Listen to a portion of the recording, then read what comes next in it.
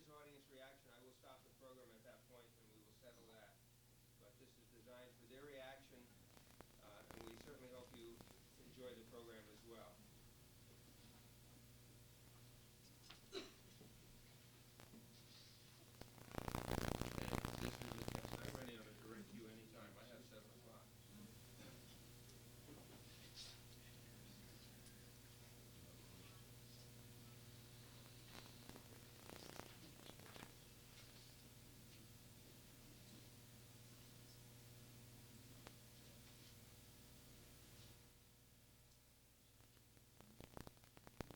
Good evening, ladies and gentlemen. Welcome to Port Jervis City Hall. I'm Bob Weems, WDLC. It is our great pleasure tonight to present the first in a series of programs highlighting the candidates in the city of Port Jervis.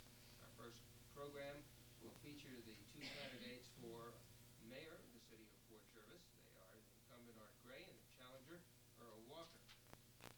This program is being presented as a public service as part of WDLC News. Now, the format for tonight will be similar to the formats that we have used in other programs. Each candidate will have up to 2 minutes to deliver an opening statement. And we have local reporters who will pose questions in rotation to each candidate. Candidates will have up to 1 minute to answer. The other candidate will have up to 1 minute to respond. And the first candidate may have a 30-second additional response. The reporters, by the way, will, if they wish, ask follow-up questions, and the time will be adjusted accordingly for each candidate. The candidates will also have a 2-minute period of time for a closing statement. This can be used, of course, to give a prepared statement or for any final rebuttals or vote. We've asked the candidates to stick to the issues and not engage in personal attacks on the character or integrity of any other candidate person. Point. Also would like to remind you that this program will be shown on Access 8 Monday evening. Now our pleasure to start. We've had a random drawing prior to tonight's opening, and the first statement will be given by Art Gray. Good evening, Bob, WDLC, and the media members and people here. I welcome you to the City Hall, and thank you for your interest in government. I have some questions for you to ask yourselves. Up or down, in or out, large or small, fast or slow, light or dark, stop or go, man or woman, friend or foe. In each question, you had a definite, clear choice. One more question. Gray Roberts' team or Walker Goldman? For or against? Gray Roberts' team is for. Our opponents are against. I'll list some of the things that we are for, and as a matter of record, they are against. We are for water filtration and pure water. They are against. We are for the Ice Gorge Flood Project in the Delaware, protecting wards 1, 2, and 4. They are against. We're for the new proposed industry and 100 more jobs. They're against. We were for 2 additional policemen. They were against. We were for the immediate sale of the shoe factory to move $40,000 into the taxpayers' coffers, which happened today. They were against. We are for the senior citizen tax exemption increase. They were against. We're for the Public Works decision to finish West Main Street. They were against. We're for the Community Development Agency activities to improve the city. They're against. We're for the confidentiality of personal documents. They're against. We're for the Port Jervis Development Corporation investing in the future. They're against. We're for withholding Mr. Onifre's 4,700 accrued sick time. They're against. We're for making timely decisions and moving forward, for running office with no reservations, for running for office with no reservations, and doing the job no matter how long it takes. The Gray-McGoey team has been for the city for 10 years. The Gray Roberts team vows to work even harder. You have a definite choice. Vote for the Gray Roberts team. Put Port Jervis in the 21st century moving forward, not backwards. Say yes to Port Jervis. Thank you, Mayor Art Gray. Earl Walker, you have an extra 25 seconds. Mayor Gray, I will be holding up the cards. I will cut off if we run too far over. Earl Walker. Well, we are against overly verbose speeches and sticking to the time frame. They are apparently against. We are entering the final days of a very difficult campaign. David Goldman and I have, or shortly will, have knocked on the front door of virtually every house and apartment in the city. We have done our best to present the issues which you have told us are important to you and thereby are important to us. For those of you who are still undecided, we ask you to take a good look around the city and your neighborhood and ask yourselves the following questions. Has any cleaning and lining of our water pipes been done in the past 10 years? If not, why not? Have you noticed any improvements in city services to justify a tripling of your tax bill since 1977? Do you know for sure that all the government funds administered by the CDA and the Local Development Corporation have been well spent? Do you have a choice of taxpayer-provided bluestone or concrete sidewalks? Does this area really need one more $5 per hour industry tying up our limited land available for development? Do you like the spreading housing blight which can be seen in every ward of the city? Do you feel that city government has been well managed in the past 10 years, especially in light of the events of this past summer? Is it safer to walk the streets or to go shopping at night than it was 10 years ago?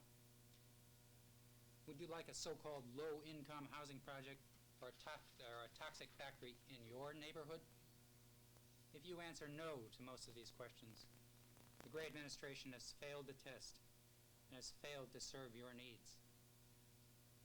David Goldman and I and a Republican team promise nothing more than hard work, better management, fairer allocation of resources, complete disclosure regarding the spending of tax dollars, no favoritism, no nepotism, no behind-the-scenes wheeling and dealing, no secret agreements, and a return at last to bipartisanship. It's time for a break from the failed policies and practices of the past. It's time for a new beginning, with you as a full partner in the shaping of your future. Thank you very much. Thank you, Earl Walker. We'll go to the next phase of our program, questions from the press. We'll start with Paul Lester, who is joined tonight by Bob Fisher of the Tri-State Gazette. Paul, your first question is directed to Art Gray. Thank you. Mayor, in your opening statement, you accused the Republicans of being against virtually everything, and I will draw out one example. You said the ICE jam flood control project. I don't know whether this is a reference to the vote that took place Monday night or not. Mr. Walker, your opponent did vote against the specific motion that was on the table, but did say he was quite clearly in favor of proceeding with the project to protect against events such as we had in 1981. Could you further amplify on exactly what you're referring to? Yes. That flood took place in 1981. And since that time, since the day after it happened, I've been after federal monies and interlocal agreements to get a plan to put together to mitigate that happening in the future. I have been to Washington. I've been to Trenton. I've had meeting after meeting with other participants, telephone calls, letters, and it's come down to where a decision has to be made in regards to our agreement to move forward, because if we do not, there's a possibility that we could lose the timing on this that would make it happen. If we get this interlocal agreement signed and in the hands of Mr. Tortoriello, there's every bit of opportunity that he can then go forward with land acquisition.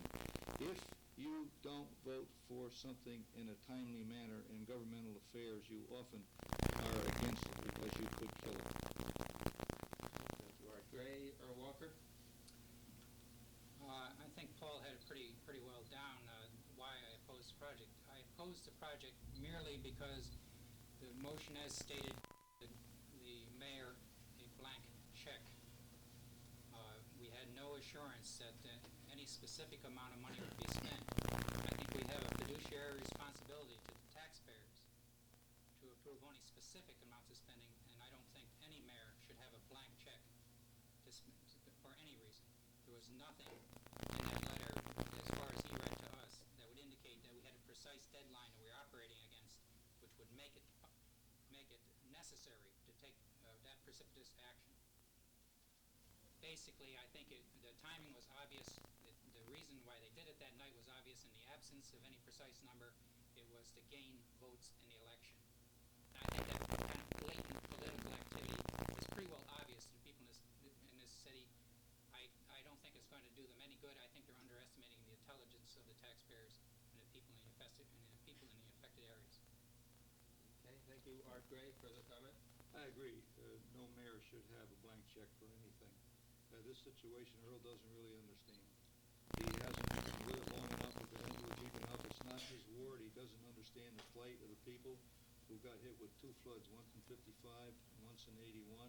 And I believe the number is somewhere around $14 million worth of damages. We're talking here about an $8,000 differential. And if there's anything that's exorbitant, the council has enough confidence in me to know that I won't in any way spend money that shouldn't be spent.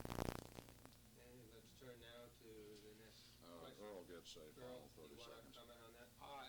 I may say that in spite of rumors to the contrary, we Republicans love our children too, and we have compassion for our neighbors. Okay, thank you, Earl Walker. Paul Lester, question directed now initially to Earl Walker. Mr. Walker, in your opening statement, you suggested that a lot of things have deteriorated significantly in Port Jervis during the Democrat administration. Among them, it's tripling of taxes, and the one I'll specifically question you on, it's are we still safe going shopping or walking through the streets? In what respect can Mayor Gray in particular, or the Democrats in general, be held personally accountable for situations such as that? Well, I think there's a reason why our police force can't keep up, can't hire more people. And I don't think the blame can be placed on one lone councilman who may have at one time opposed the hiring of 2 extra police. The fact that we're 4 people short now says something about the administrative practices and the decisions made by this administration. I don't pass the budgets alone. I don't make recommendations alone. I make recommendations alone, but I don't administrate this city. I don't run this city.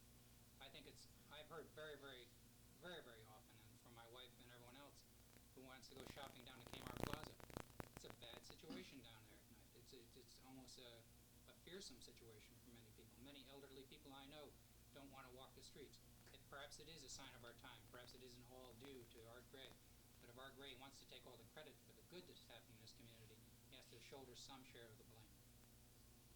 Thank you, Earl Walker. Art Gray? Well, I think safety in the streets begins with police and police protection. It's a matter of record that when we tried to add 2 policemen to our force, Earl voted against it. I didn't do that, he did it.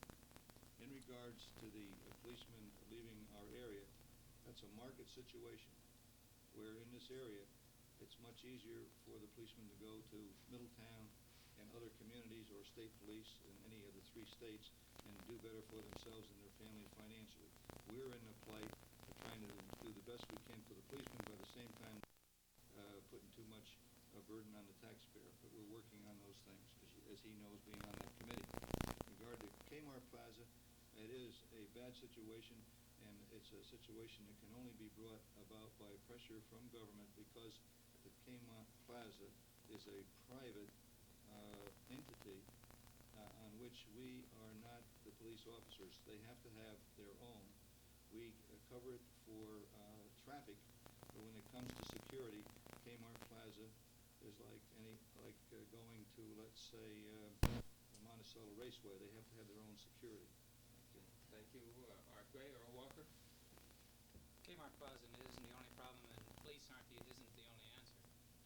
I think I see a disturbing number of apparently indigent and homeless people wandering around the streets. I think that they aren't actually dangerous. I think it leads to a feeling of apprehension in the minds, at least of older people.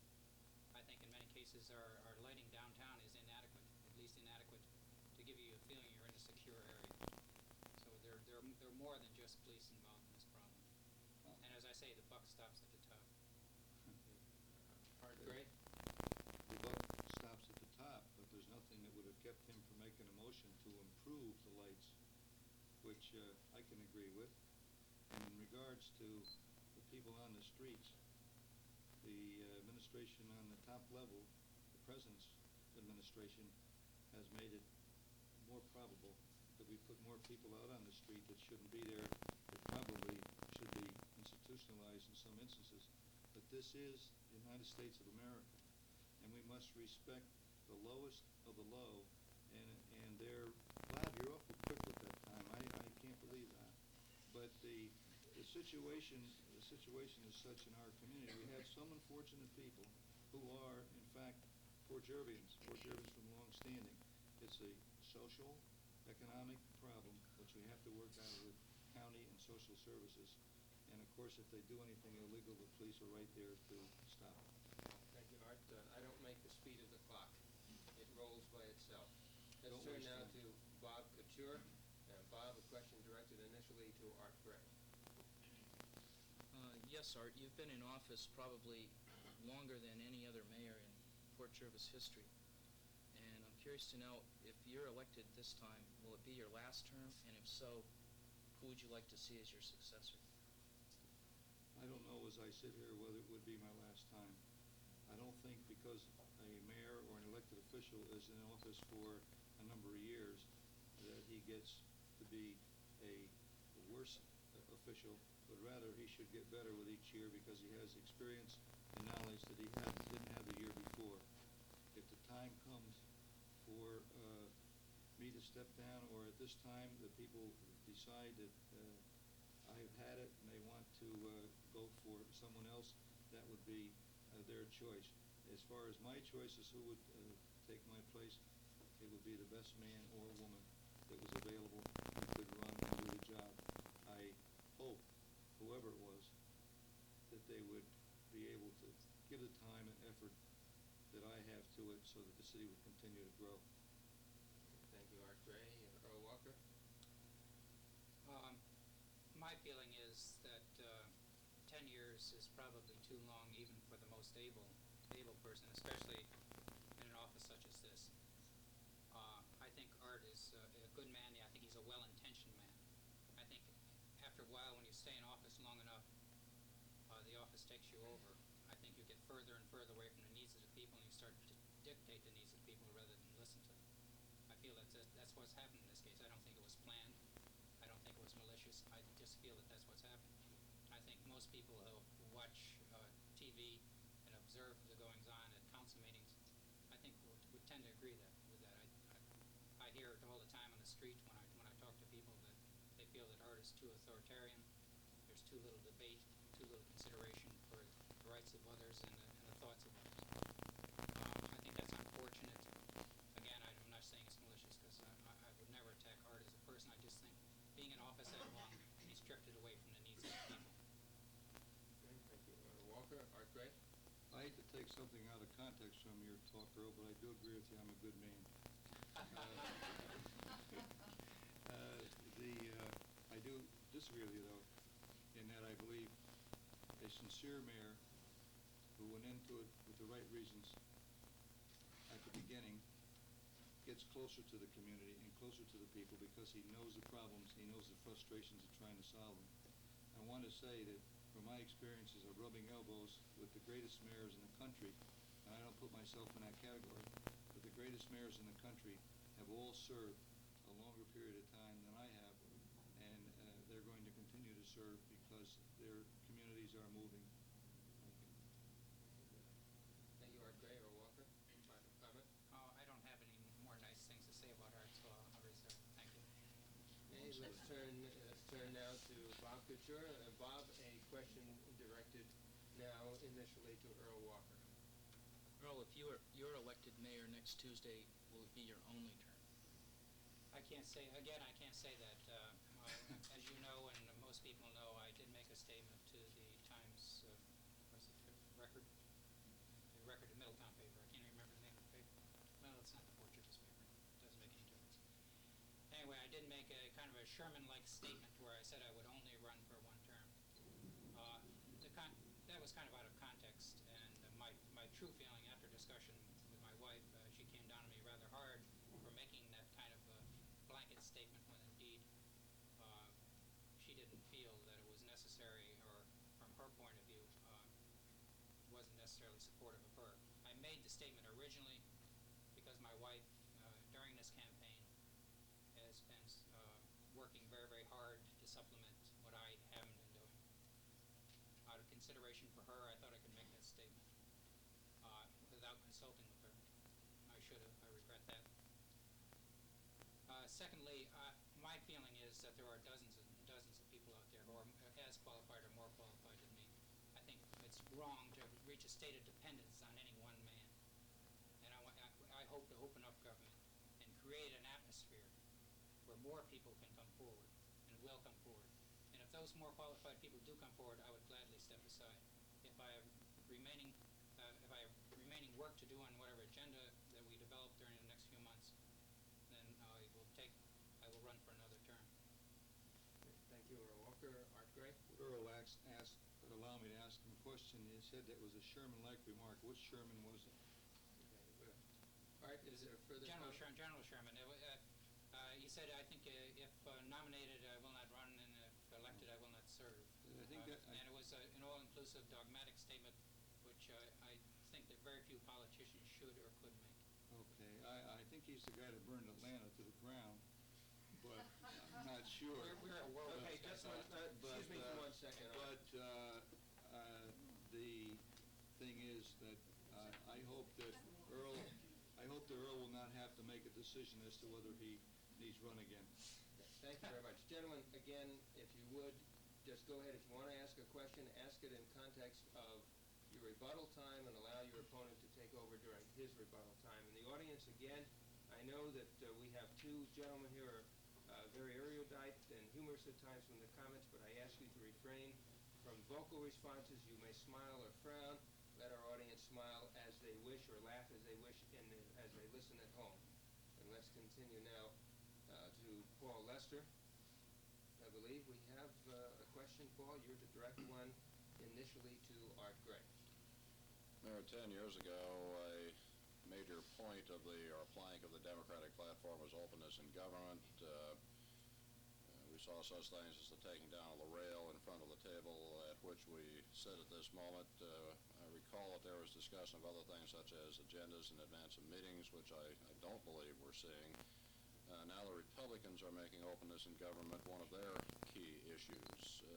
Could you tell us specifically what has been accomplished in your administration in terms of making government more open than it was during the previous Republican administration? A little bit of it has to do with what Bob said before when you're talking about our being erudite, I believe his word was. I take the job of mayor very seriously, but I don't take myself seriously. In regards to open government, this was a symbolic gesture to take this wall away from us, but it's also a practical one because now the folks are not against us. We're not against them. We're in this thing together trying to solve the problems.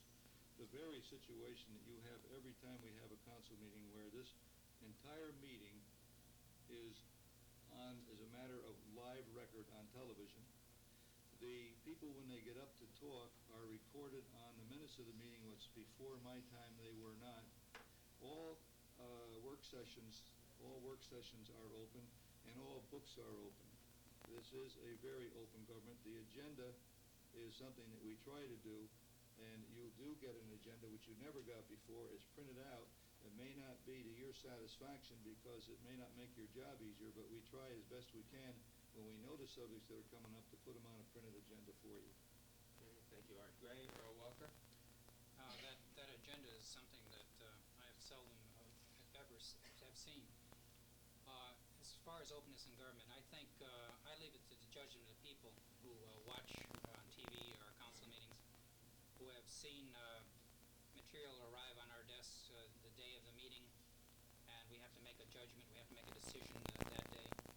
I think when decisions are rushed and we don't have adequate time to make considered judgments, I don't think that's open government. I don't think that a mayor who wheels and deals on a Conrail property in secret is necessarily engaging in open government. I don't think that we should have to beg for years, myself and my fellow party members, for years for information about the Port Jervis Development Corporation, and then only get a partial amount of information. I don't think that's open government. As I say, don't rely on my words. Use your eyes, use your ears. You have had that opportunity if you've been watching the council meetings. Okay, thank you, Earl Walker. Art Gray, a 30-second rebuttal. The mayor does not vote. The mayor cannot buy or sell anything without the approval of the majority of the council. There can be no secret things done by the mayor. When you come to business decisions or business arrangements where you're dealing on real estate, you do not blab and talk about what you're doing or how you're doing it. Although the council knows what you're trying to do, the details you have to keep tight to the vest until the time comes when you go to make a purchase or a sale, because you do the best for your city. I was taught during the war, loose lips sink ships, and loose lips can sink cities. And thank you, Art Gray. Earl Walker, 30-second rebuttal. One of the wheeling dealings I was talking about is the apparent trading away of the engineering inspections on Kmart Plaza in conjunction with the Conrail purchase. I think there has been ample evidence and ample amount of testimony to place a great deal of doubt on whether indeed that was, not a doubt on whether indeed it did happen, but doubt on the mayor's version of what happened or didn't happen. I think it's clear that coincidentally, at the same time he was negotiating for a right-of-way across the Kmart Plaza, that the engineering inspections were abrogated. I don't believe in coincidences. Thank you, Earl Walker. Let's turn now to Paul Lester. A question directed initially to Earl Walker. I will continue with the subject of Kmart Plaza and Conrail. Mr. Walker, when this initially came before the council, the current transaction that's pending, you described the property as, among other things, perhaps the Port Jervis version of Love Canal. You also raised a number of other questions about the possibility of exposing the city to some liability it did not previously have by becoming an owner, even if only an interim owner of this property. Explain your particular objections in those regards. Well, the roundhouse area was used, I believe, to clean cars, and the ground is known to be impregnated with oil. There are oil separators. I believe they're supposed to handle that. I don't have any confidence, without adequate testing of the soil itself, I don't have any confidence that the ground is indeed free from contamination. There were oils, there were solvents, there were other potentially hazardous materials in that ground. I think it's a mistake to buy any piece of land which may be potentially contaminated without prior testing first. Okay, thank you, Earl Walker. Art Gray. The business deal, as he refers to on the Kmart Plaza, is still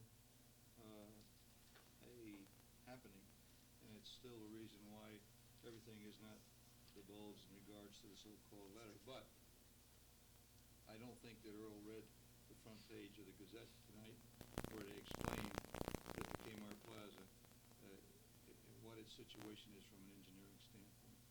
The underground problems he referred to, there is an oil separator that by contract with Metro North must continue to be operated while Metro North has their facility there. If this problem exists, Earl should have more facts before he comes out with scare tactics, or else we're going to have to tear down Kmart and Burger King and everything else in that area. It's all the same ground. Earl Walker, a 30-second rebuttal. I think Art's right. I should have more facts. The problem is they aren't available. Art Gray, 30-second rebuttal. No, I think the smoke screen has been blown enough, and there's nothing to it. I'd rather go on to something else. Okay, let's turn now to Bob Couture. Bob, a question to be directed initially to Art Gray. Yes, Art, you've expanded the office and responsibilities of mayor somewhat beyond the charter. The fact that you own your own business has enabled you to do that. And I was wondering if you could just address your philosophy concerning the approach to the job and the office of mayor. Without using up some of my time, Bob, I don't know what you mean by referring to the charter. Well, If you'd go ahead and explain that, please. Well, traditionally, the mayor, as you mentioned moments ago, has no vote, has no real say.